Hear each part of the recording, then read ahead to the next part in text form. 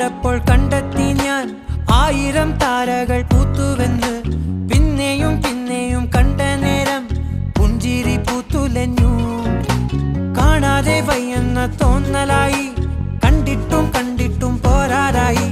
തൊട്ടപ്പോൾ ആത്മാവിൽ തേൻ നിറഞ്ഞു, പൂ പോലെ നീ വിരിഞ്ഞു. ഉള്ളിൽ ഒളിച്ചൊരു